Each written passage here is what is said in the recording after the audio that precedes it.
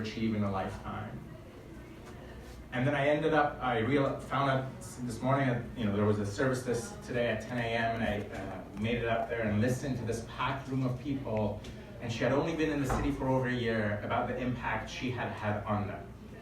Whether it was peers, whether it was professors, whether it was people that nobody even knew she had touched. And it's made me think a lot today about the choices I make and the choices we all make. And so I think that just, as much as I'm gonna apologize to Nick and the team, it's probably not what they had hoped I would share. It's the only thing that's present. And I'm mad. I'm really mad at myself, and I'm really mad at the world.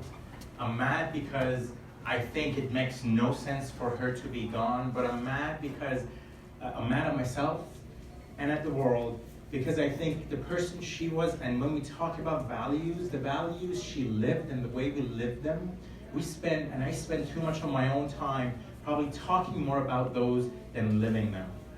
And I think, if I think about whether we're in the innovation space, somehow in the innovation and entrepreneurship space, everything has an upside, right? Anything you do must be a good thing, and hopefully it will do some great good over time. We're gonna ignore the equation in between of whether or not it actually does real good for real people in a real way for the long term.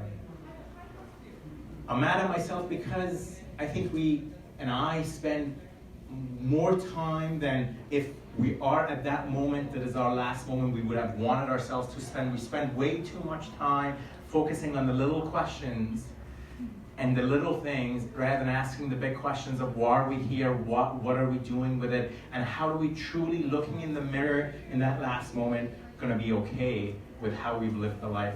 I'm mad at myself because when it comes to the world of, I think, personal and professional development, I spend so much time focused on the self rather than on others and the world around us. And I think even worse than that, we've found these crazy ways of, even though when push comes to shove, we're still focusing on the self, we've now framed it really comfortably as really, I am helping others and making the world a better place, and that equation works out, and so that's okay.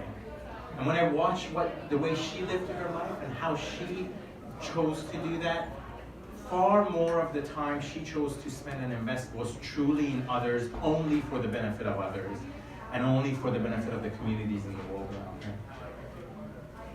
I think, when I think of, and those of you who know me, and I probably the one social media channel I spend any sort of significant time on is LinkedIn. So to be here for me is as someone who does, that's where I have a community.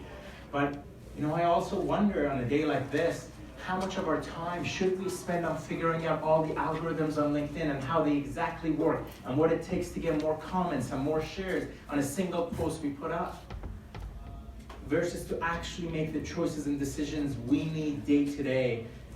And I ask myself, is who I am defined by what I share or what I search? We choose and we curate what we share, but what we put in a search box, nobody gets to see.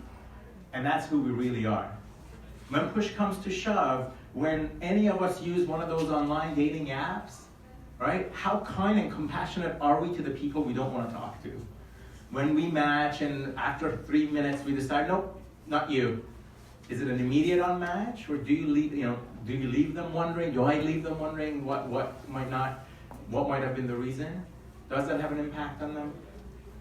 And so, I feel mad that in the world of doing change and doing good and in the world of impact, which I've spent, whether it's at CSI or communities like this, a lot of time over the last several years, I think we've brought down the threshold of what good really means and what it takes to do real, true good. I think we've decided that it's okay for any of us to define anything as changing the world, and then let that be changing the world. And I do believe there is a hierarchy. I think there's a hierarchy of problems in the world to solve, and I think we should get clear about our own hierarchy of what problems are more important than others, understand why others might need a problem to be solved or not.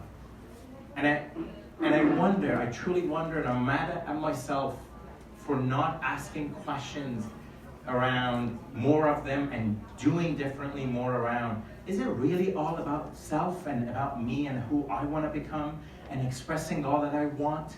Do I not already have enough of all the privileges that anybody on this planet might ask for? And if so, then how do I choose to spend every day, every minute, every week, every month?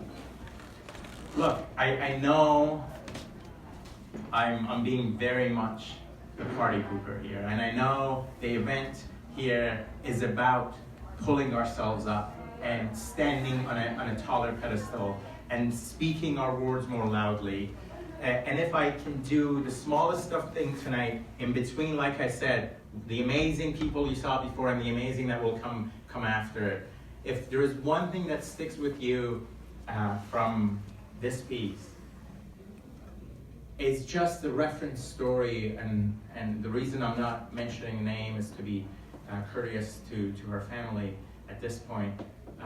But to remember the story of this woman who lived only 19 years, and literally within a year of having been a city, had 100 people show up in a room on short notice to talk about what she had done for them. A person who truly asked the questions of, if we're going to solve poverty, is it like, what does that take at the deepest, most systemic levels? A person who spent so much of her time not on, I think, some of the details that I might and some of us might.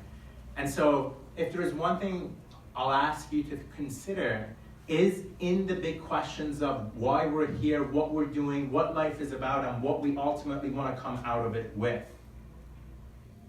I ask of you humbly to consider 3 potential goals. And those 3 are our self, others, and systems. And of course, self needs time and space.